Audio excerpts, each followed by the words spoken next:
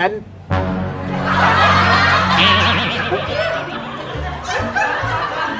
Sintok mo sa pangalan. Wala sa listahan eh. Suggestion. Ano suggestion? Mag-iwalay tayo. Tama yan. Tingin nyo. Magandang idea yan. May utak ka pala. Walang isip yun eh. Alam mo, tama yan. Para mas malawak yung makover natin. Ah, Agree ako dyan. Sige, kaming mga girls at kayong mga boys. Ako bahala.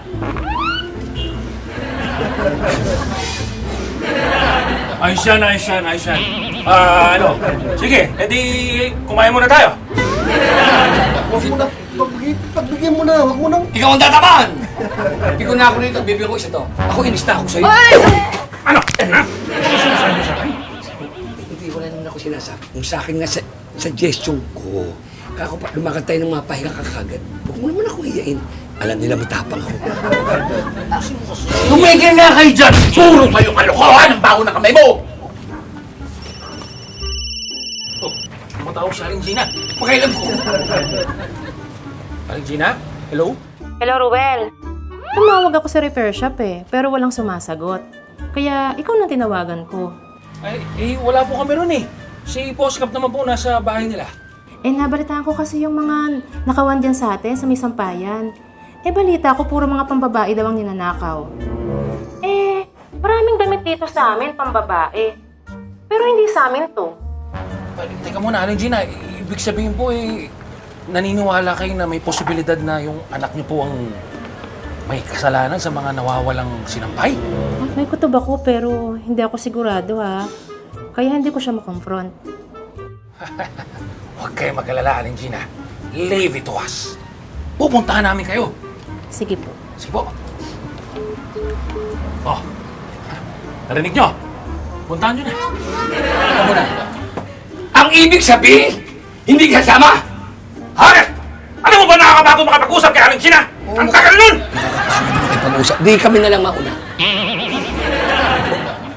Bigil nga kayo, puro kayo kalokohan eh. O Ash, ikaw magbantay sa karinderya, bumalik ka doon. Opo.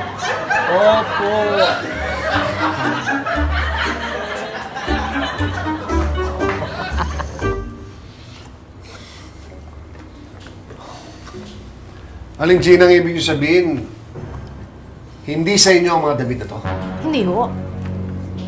Aling Gina, hindi rin sa anak niyo to. Hindi rin ho. Bakit ganun? Ito yung mga damit na ninako na nasa listahan eh. Oo nga.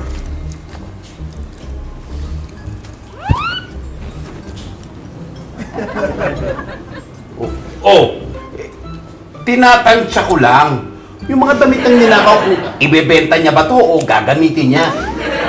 Wala sa utak niyo. Tama ho, Aling Gina eh. Sa tingin niyo ba, ang anak niyo may gawa nito?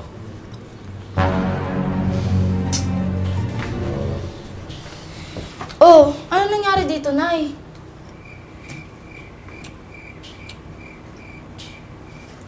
Sanpit, dahan-dahan ang pagtatanong. Sensitibo ngayon ang mga kabataan. Alam ko. At sa katunayan, mahirap. At babae pa to. Tama. Dapat talaga dahan-dahan lang sa Baka kung ano masabi natin, kaya hinahon, Tama. tamang pagtatanong at respeto. Mama, naisip ko rin yan eh.